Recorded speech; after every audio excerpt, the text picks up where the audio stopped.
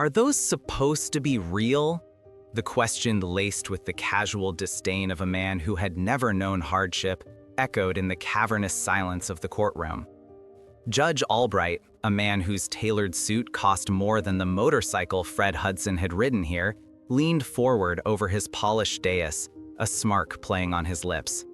He peered down at the old man standing before him for a simple traffic violation. Fred Hudson, 84 years old, stood perfectly still. His back was straight, a testament to a discipline forged in a time and place this judge could not begin to imagine.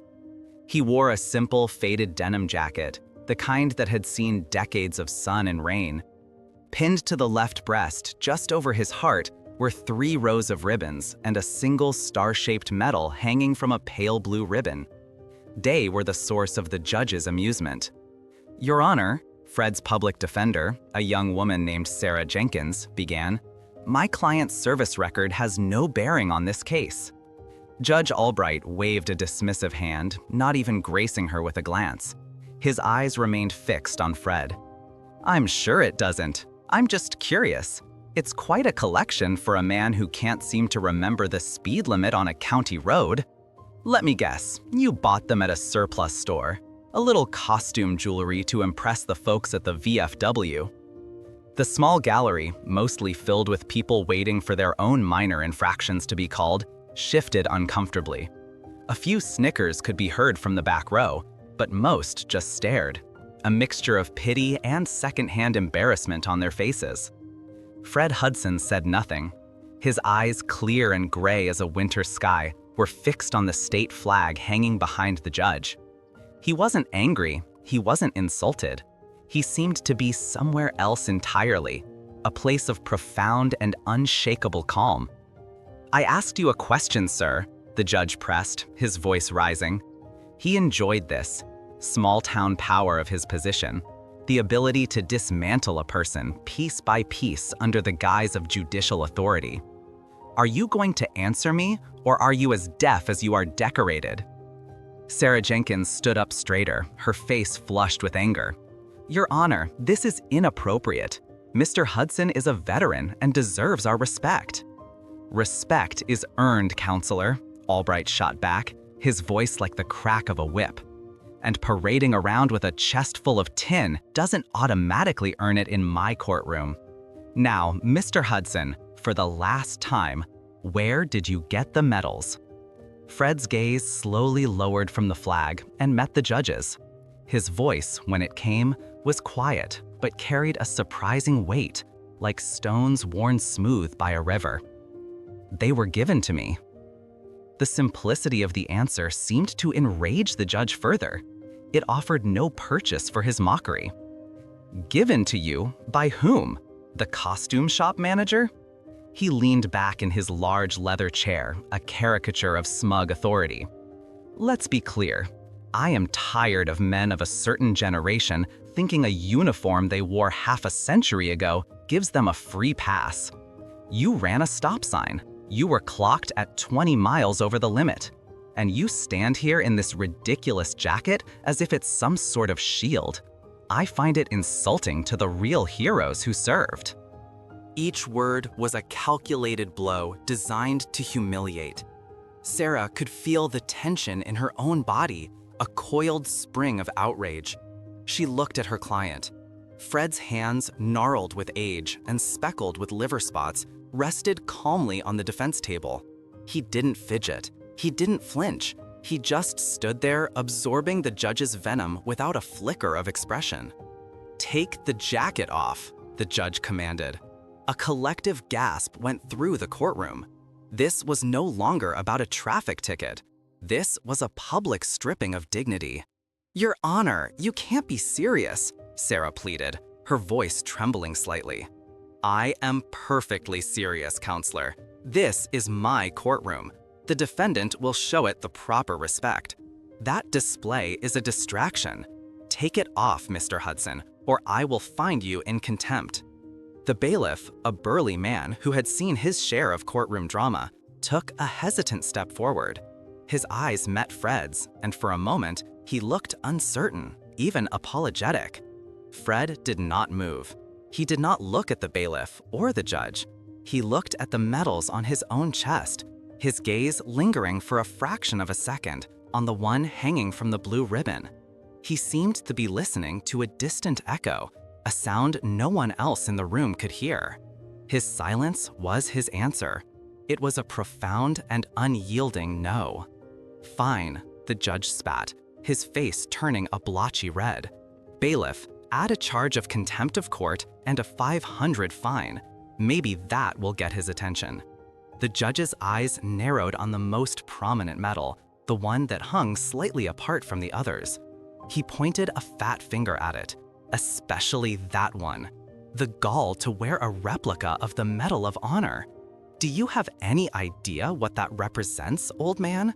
The blood and sacrifice it stands for. You wearing that is a slap in the face to every person who ever served honorably." As Judge Albright spoke, the sterile wood-paneled courtroom seemed to dissolve around Fred Hudson. The judge's mocking words faded into a roar, not of a hostile crowd, but of rotor blades and screaming men. The air, thick with the smell of floor polish and stale coffee, was suddenly choked with the metallic tang of blood and the acrid smoke of cordite. For a fleeting second, he wasn't standing on worn linoleum, but was back in the sucking mud of a rice paddy outside Hughes City. He wasn't looking at a judge's sneering face, but at the terrified, wide eyes of a young private, a kid from Ohio named Miller, whose leg had been shredded by machine gun fire. The blue of the medal's ribbon was the impossible, brilliant blue of the sky he glimpsed through the jungle canopy just before he'd scrambled from the relative safety of a bomb crater. He could feel the weight of Miller on his back, the hot, wet soak of blood through his fatigues, the deafening chatter of the enemy guns, stitching a line in the mud just inches from his head. He remembered the burning in his lungs, the singular, desperate thought, not of living or dying, but of getting that boy to the medevac chopper. The medal wasn't a piece of tin. It was the weight of another man's life. The memory vanished as quickly as it came, leaving Fred back in the silent, tense courtroom. He blinked slowly, his composure unbroken. Only his breathing had changed, becoming just a fraction deeper, a little more measured. Sarah Jenkins watched the entire exchange, her heart pounding with a helpless fury. She saw the judge's cruelty, the crowd's cowed silence, and Fred's incredible, almost unnerving stoicism. She knew with a certainty that chilled her to the bone that this was a terrible injustice. The judge wasn't just wrong, he was desecrating something holy. She looked down at the case file. Fred Hudson. A few prior speeding tickets over the last 20 years. Nothing else. Address, social security number, date of birth. On the intake form, in the box marked military service, Fred had simply written yes. He hadn't specified a branch, a rank, or a single honor. The humility of it in the face of this public flogging was staggering. An idea sparked in her mind, a desperate long shot. While the judge was busy pontificating to the court reporter, adding his self-righteous justifications to the official record, Sarah leaned over to Fred. "Mr. Hudson," she whispered, her voice urgent, "is there anyone I can call from your old unit?" Fred turned his head slightly, his gaze meeting hers for the first time. There was no fear in his eyes, only a deep, profound weariness. He gave a barely perceptible shake of his head. "It was a long time ago, miss. Most of them are gone now." "There has to be someone," she insisted, refusing to let it go. She saw a small, almost unnoticeable pin on his jacket collar, a simple crest she didn't recognize. "Let me just step out for a moment. I need to get a file from my office." The judge waved her away without looking. "Do what you want, counselor. Your client isn't going anywhere." Sarah practically ran from the courtroom, her heels clicking frantically on the polished floor. She ducked into an empty alcove in the hallway, her hands shaking as she pulled out her phone. She didn't have a file to get, she had the pin. She quickly typed a description of it into the search engine. U.S. Army crest, soared behind a castle tower. The results flooded in. First Special Forces Group, the Green Berets. Her breath hitched. This was something else entirely. She scrolled through the search results, looking for a contact, a public affairs office, a veterans liaison, anything. She found a general number for Fort Lewis, the group's headquarters. It was a wild gamble, a shot in the dark. A bored-sounding specialist answered the phone. Fort Public Affairs. My name is Sarah Jenkins, she said, trying to keep her voice steady. I'm a public defender in Northwood County. I have a client here, a veteran. He's in trouble. Ma'am, we can't get involved in civilian legal matters, the specialist said, his voice flat with practiced disinterest. I know, I understand, but his name is Fred Hudson. He's being held in contempt of court because the judge doesn't believe his medals are real. Ma'am, I can't. He's wearing a first group pen, she blurted out, her last desperate card. Please, his name is Fred Hudson. There was a pause on the other end of the line. The bored tone was gone, replaced by a sharp, focused silence. Spell the last name for me. Hudson, she stammered. First name, Fred. She heard the sound of furious typing, then a sharp intake of breath. The voice that came back was completely different. It was crisp, urgent, and filled with an energy that made the hair on her arms stand up. Ma'am, what courtroom are you in? Courtroom C, Northwood County Courthouse. Do not let your client leave. Do not let them take him anywhere. We are on our way. The line went dead. Sarah stood frozen in the alcove, her phone still pressed to her ear, the specialist's final words echoing in the sudden silence. We are on our way. Hope, fierce and bright, surged through her. Help was coming. The phone call ended in Washington State, but the shockwave it created moved at the speed of light. The specialist who took Sarah's call didn't hesitate. He bypassed 3 levels of his own command, patching the call directly to the office of the base's commanding officer, a battle-hardened colonel. The colonel listened, his knuckles turning white as he gripped his desk. The moment he heard the name Fred Hudson, he stood.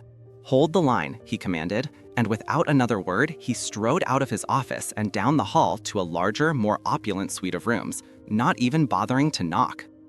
Inside, General Marcus Thorne was reviewing logistic reports.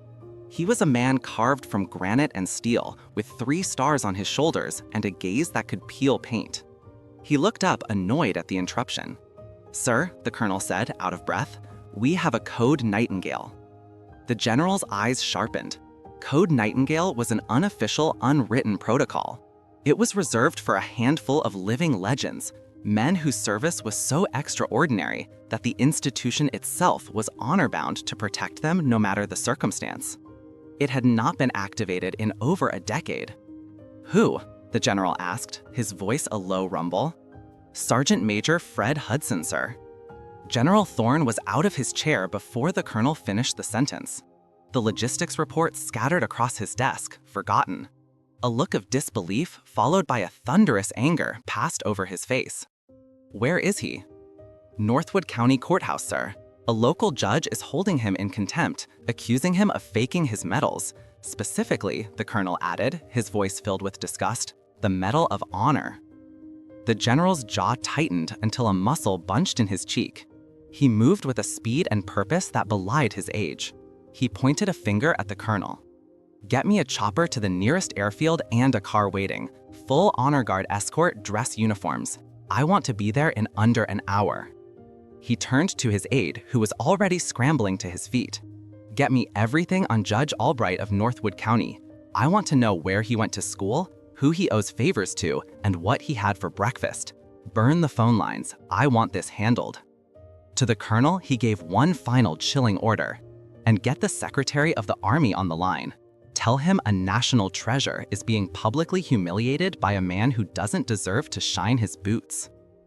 Back in Courtroom C, the air had grown thick and stagnant with Judge Albright's self-satisfaction. He had made his point. He had cowed the young public defender and was now preparing to deliver his final crushing blow to the silent old man before him. Sarah had returned to the defense table, her face pale, but her eyes holding a new defiant spark that the judge chose to ignore. Given your refusal to comply with a direct order from this court, and your clear state of delusion regarding your past exploits, I am not only holding you in contempt, but I am also concerned for your mental fitness. He let that hang in the air, a poisonous cloud. Therefore, I am ordering a mandatory 72-hour psychiatric evaluation. The bailiff will remand you into the custody of the county sheriff's department, who will transport you to the state hospital for assessment. This was the ultimate degradation. Not just a fine, not just jail time, but a declaration that Fred Hudson was crazy, that his life, his service, his honor were the fictions of a broken mind. The gavel was in his hand. He raised it high, the final punctuation mark on his petty tyranny. He never got to bring it down. A muffled commotion from the hallway outside interrupted him. The heavy oak doors to the courtroom burst open, swinging inward with such force that they banged against the walls. Two soldiers ramrod straight in immaculate army dress blues entered the room. They moved with a synchronized, powerful grace, one taking up a position on the left of the entrance, the other on the right. They stood at perfect parade rest, their faces impassive, their eyes fixed straight ahead. The courtroom fell into a stunned, absolute silence. Judge Albright froze, his gavel still held aloft, his mouth slightly agape. Then a third man entered. He was tall and broad-shouldered, his dark green uniform perfectly pressed, the jacket glittering with its own impressive array of medals. 3 silver stars gleamed on each of his shoulders. It was General Marcus Thorne. He didn't look at the judge. He didn't look at the gallery. His eyes, sharp and intense, scanned the room until they found their target. He began to walk down the central aisle, his polished boots making a sound like measured, deliberate heartbeats on the tiled floor. Click, click. Each step was an indictment. Each step shifted the balance of power in the room. The air crackled with an authority that made the judge seem like a child's tantrum. General Thorne stopped directly in front of the defense table, less than 2 feet from Fred Hudson. For a moment, the two men just looked at each other. A universe of shared understanding passed between them in that silent gaze. The general's hard face softened with a look of profound respect and something akin to reverence. Then, in a move that sent a shockwave through the entire courtroom, General Marcus Thorne snapped to the sharpest, most precise position of attention of his life. His right hand came up in a salute, so crisp, so perfect, it seemed to cut the air.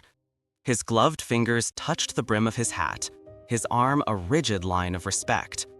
Sergeant Major Hudson. The general's voice boomed clear and strong, filling every corner of the silent room.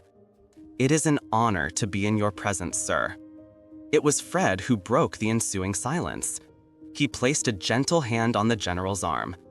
"Marcus," he said, his voice soft but clear.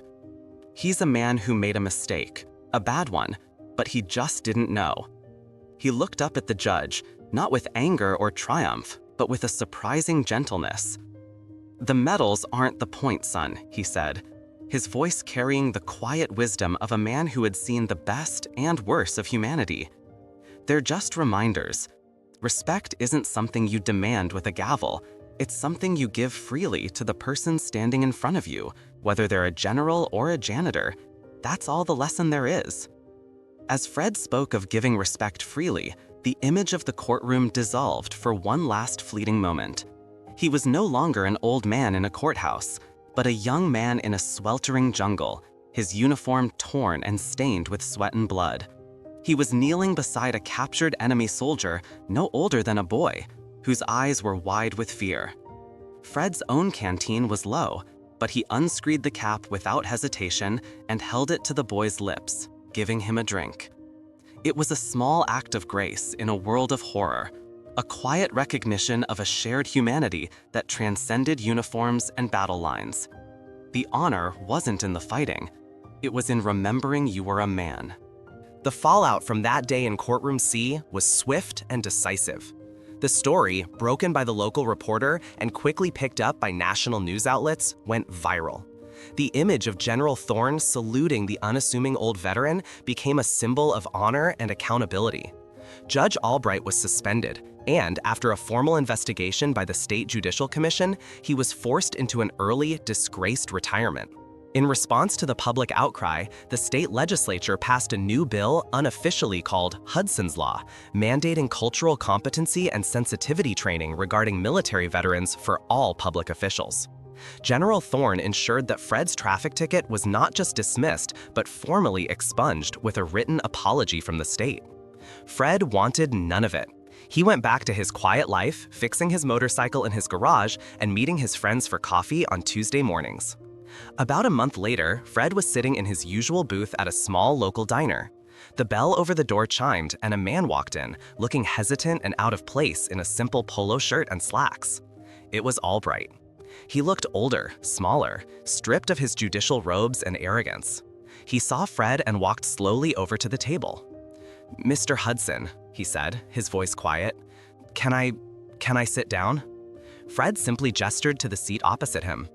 Albright sat, his hands fidgeting on the table. "I wanted to apologize," he said, not looking Fred in the eye.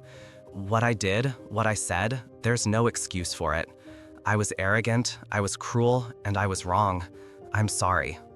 Fred took a slow sip of his coffee. He looked at the man across from him, a man broken by his own pride. He saw no reason for any more punishment. "I hear you're not on the bench anymore," Fred said, his tone neutral. "No," Albright admitted, "I'm not." "Good," Fred said, and for a second, Albright flinched. A man shouldn't have a job he doesn't have the heart for. He pushed a menu across the table. "The coffee is good here." It was an offer of peace, a simple, graceful act of forgiveness. Albright looked up, finally meeting Fred's gaze, and for the first time, he saw not a defendant or an old man, but simply a person worthy of respect. He nodded, a weight lifting from his shoulders. Stories like Fred Hudson's remind us that heroes walk among us every day, often unseen. If you believe in honoring their quiet valor, please like this video, share it with others, and subscribe to Military Stories for more stories that deserve to